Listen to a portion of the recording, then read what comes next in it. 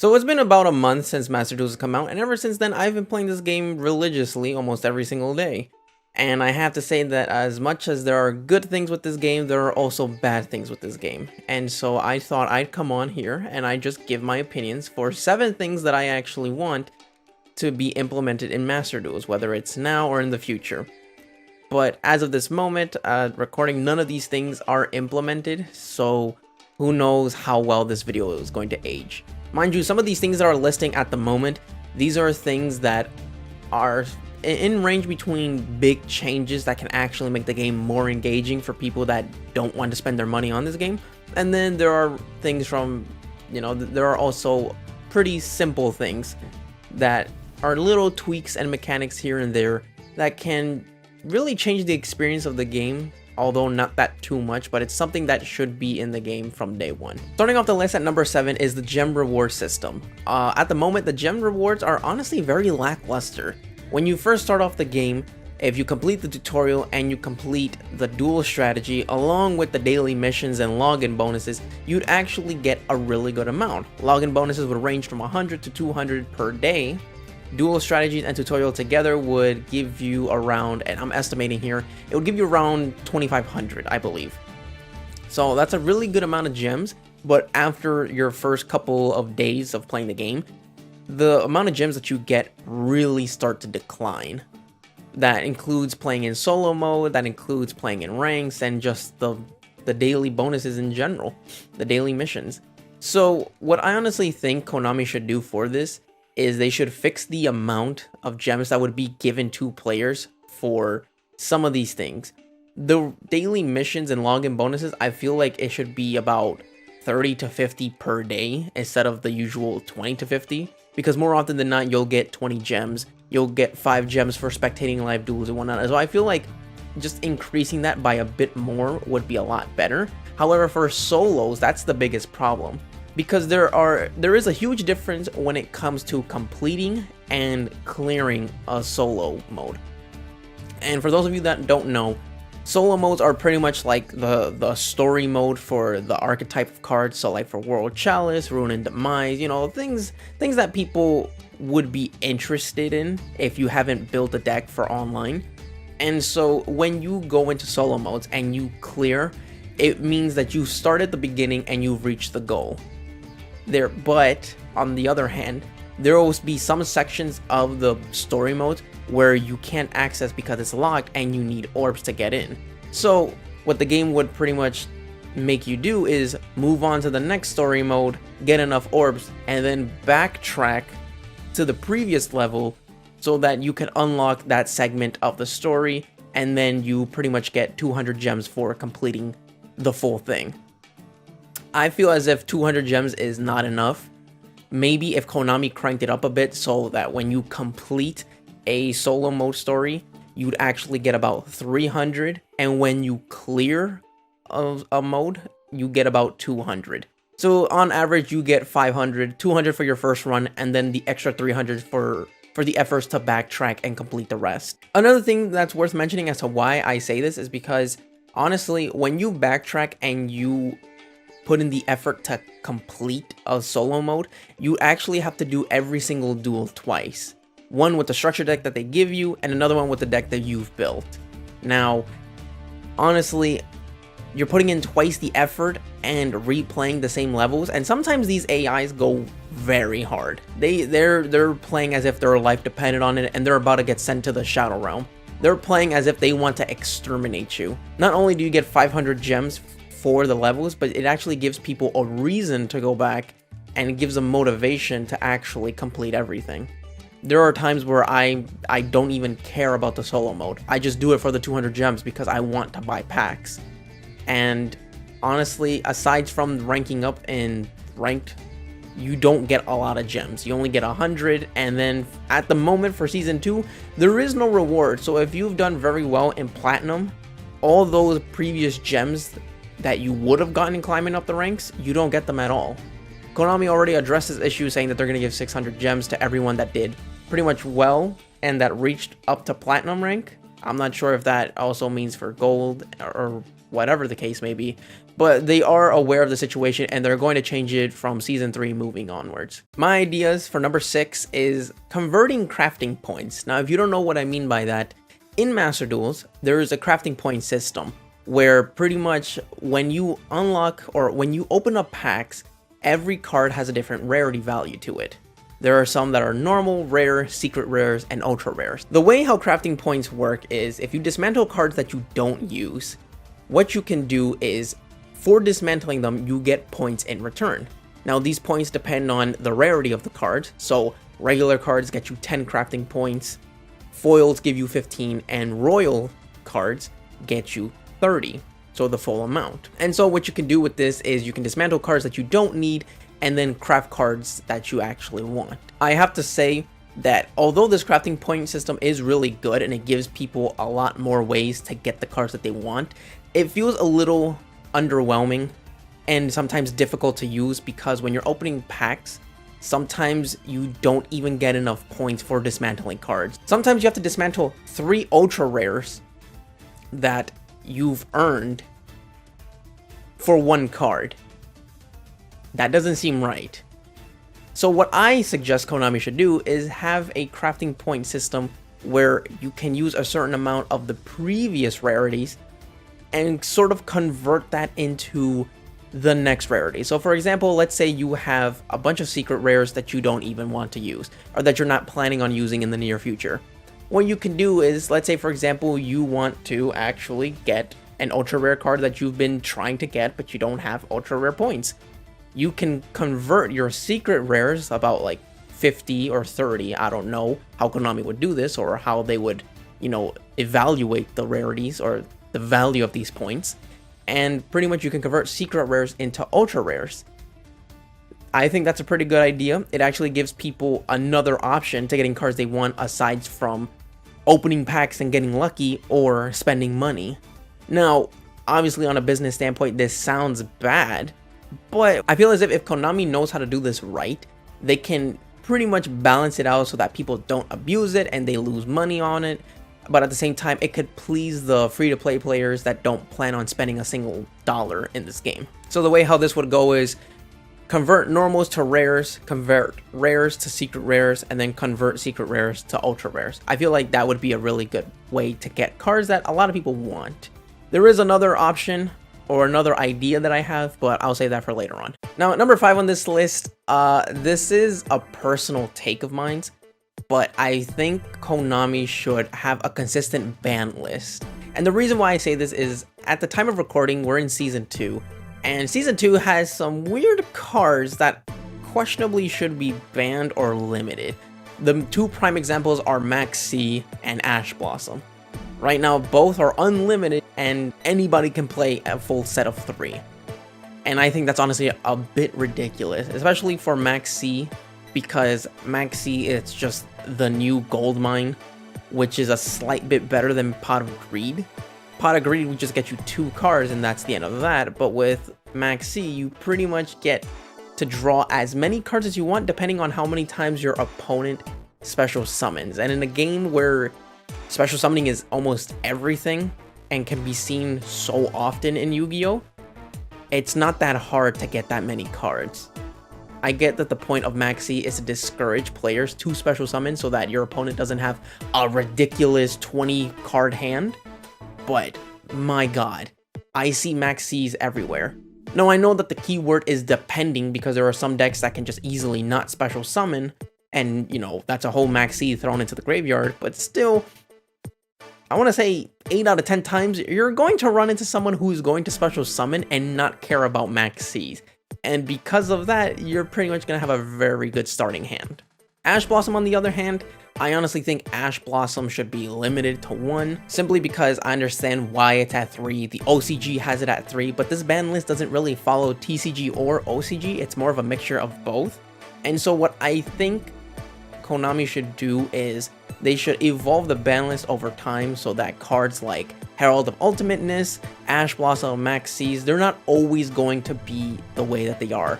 I know previous Yu-Gi-Oh games have done that where there's one set of a ban list and that's it. They never bother updating it, they never bother adjusting it. It's just the ban list for that game. until the next game comes out. And I've never been a fan of that, in all honesty. I think Master Duels is the exception to all the Yu-Gi-Oh games, and it should be the main staple Yu-Gi-Oh game, seeing as how they plan on using this for world championships and for events and tournaments and stuff like that. And within a month, Master Duel already has 10 million players. So imagine if they kept the ban list fresh, if they kept it ever evolving to the point where, you know, it's the staple Yu-Gi-Oh game. Pokemon has a trading card game for online, and it's the only Pokemon game that's officially released. So I think Master Duel should have the same presence. You know, be a game that's gonna be supported for a good 10 years. 5 to 10 years if possible. But yeah, the ban list is very weird. There are just too many broken cards that I see that are either unlimited or are just set at 1. And some of these cards should be banned. Herald of Ultimateness should be limited to 1 for an Omni Negate card that can just negate anything multiple times in one turn. I hate that card with a passion. Ash Blossom should be set to 1. I understand that there are so many cards that search or special summon from the deck, and Ash Blossom should be at 3, but it's a staple card that's almost run in every deck. People need to switch it up a bit. And at the same time, Maxi should be banned. It's just too good of a card. Coming in at number 4 should be the ability to dismantle cards from legacy packs as well as starter decks. I know I'm not the only one who feels this way, but when it comes to dismantling cards, you can only dismantle cards that you get from packs. So for example, secret packs or master packs or the 2 starter packs, but legacy packs are just they're somewhat of a waste of space. Not only do you get legacy tickets when playing ranked duels, along with gems and some old cards that you don't really play with, but you can't really dismantle them. And I feel like that's a huge problem, especially when there are different types of cards that you get. It's ridiculous. Legacy packs should be treated the same way as other packs are. The only difference with legacy packs is that there's a chance that you're going to get an iconic card. But there's also a greater chance you're going to get old cards that you really don't even play with. And there are times where I find myself with ultra rare cards that I can't dismantle from starter decks because they're attached to it, and the game won't allow me. I understand that starter decks are there so that people can actually have cards and actually compete with other players in ranked duels. But at the same time, it's ridiculous because after 2 weeks or so, you're not really going to be touching that starter deck. Unless you just plan on buying 3 copies of the starter deck and then going online to destroy someone. I think after a while, starter decks should be available to dismantle cards. It shouldn't be locked to players and keep them from doing that, because then there are cards that you want to get rid of but you really can't. And so you have to get rid of other cards that you've actually been saving for decks you wanted to build in the future. Legacy packs are just, honestly, like I said, they're just honestly a waste of space. I can't even wipe my ass with the freaking UR tickets that I get, or the UR cards that I get. It just gets me so frustrated when I'm looking for cards to dismantle, and then turns out you can't dismantle these because these were given to you from legacy packs. Coming in at number 3 is something that another game has done, and it's having a casual and for glory mode. At the time of recording, there is no such thing. There's only ranked duels, and then there's room matches. So the duel rooms are technically your casual matches that you can play with friends and whatnot, but there are people that, I don't want to insult them, but they don't have friends to play with. So I honestly feel as if only having ranked duels, it's okay at first, but then when you really think about it, only having ranked duels in Master Duels, it kind of sucks. Sometimes you just want to test a deck out, and there is no way of really doing it unless you just go unranked. Sure, there's the friend duels or the friend rooms and whatnot, but more likely than not, there are people that are just there to play with their friends, and because the lobbies aren't private, random people from other countries or other cities can join in, and then you'll have to kick them out or just dismantle or just close the room. I think that's dumb. Konami should honestly take inspiration from what Smash did, at least in Japan, where they have a casual and for glory mode, so that there's an actual difference for people that want to take the game very seriously and that people just want to play for fun. So aside from the duel rooms, I think casual matches should be a thing, and then ranks should be how they are. I cannot tell you how many times I've faced someone who's had like a 20-minute first turn to set up the board, and I can't do jack shit because they went first. So I pretty much scoop up my cards and then call it a wrap. I can't tell you how many times that's happened to me, happened to other people. There are too many tryhards on Master Duels, and I understand it's ranked, but the game just came out and we're only on season 2. It's not like you're actually gonna get cash from being the top player in the world. Coming in at number 2, I honestly think this is a small thing that Konami can fix. It's not that big of a demand, but it should be an undo button. There are times where I've accidentally crafted cards that I don't need, and I can't really dismantle these cards because they don't hold the same value as the amount of crafting points I put into these cards. And I'm not talking and the reason why I say this is because people want to experiment with decks. People want to experiment with cards that they don't use, and they want to see how it would work. Because sometimes the description on the cards don't really act the same way when you're in an actual game. So I feel as if Konami should add a undo button so people read the cards and they craft it, but before they leave, you know, because once they save the changes on their deck, that's it. You can't undo it. But if you accidentally craft the card and then you change your mind a few minutes later, you can technically just press like a simple, I don't know, a simple L3, R3, and then guess what? You got your points back, and you don't have the card anymore. Sometimes these cards are just not worth the amount of crafting points you put into it, so people are either just stuck with the card, or they just dismantle the card and get less in return. So I think number 2 should be a pretty easy one for Konami to add in the future. Now finally, at number 1, and I feel as if I'm not the only one who feels this way, but number 1 should be a global trade system for Yu-Gi-Oh! We all know that Pokemon does this on the regular. There are games, you know, if they want to trade with Pokemons from a different region or a different country, they do so. There's no stopping them. They just trade Pokemons, they get something different, with the exception that, hey, the name's in a different language. Whatever. Now, why would Yu-Gi-Oh! Need a trading system? Well, for one, it's a trading card game. We already have the card game, we just don't have the trading aspect.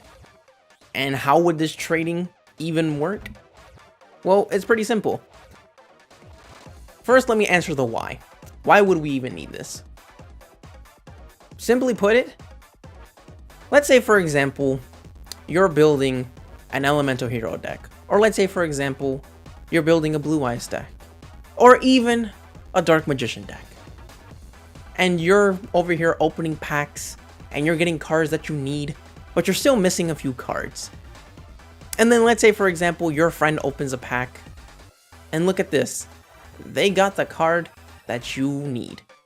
And it just so happens that most of the times the cards that you need are secret or ultra rares, but you don't have the crafting points for it, nor do you have the cards to dismantle. You can easily make a trade request with your friend, trade them one card that they want, and in exchange they'll give you the card that you want. And bing bang boom, everyone's happy. I know this might be a very big pill for Konami to swallow if they ever decide to go this route, but it would actually add more interactions with players among each other, as well as, you know, having a pretty good community, because once again, this is somewhat favoring the free-to-play players, but at the same time, this can also, you know, interest the people that actually put money into this game, because now people won't have to spend as much money on gems just to get crafting points, because more likely than not, they're not going to get the cards that they want. So another alternative can be trading with other people instead of dumping money all the time just to be the best. Because with the way how this game stands at the moment, it slightly favors the people that dump in more money to this game. Personally, I've dumped $90 into this game just to make one deck, because I'm tired of people constantly, you know, just throwing cash away just to get all the good cards that they need so that they can easily climb to platinum rank. I know that's not always the case, but it is most of the time. So with that being said, these are my 7 ideas on what I believe Konami should do to improve Master Duels. Obviously, some of these were big changes. Obviously, some of these were biased opinions. But let me know what you think. Are there any ideas that you have that I haven't mentioned? Leave a comment down below, and I'll see you guys in the next video.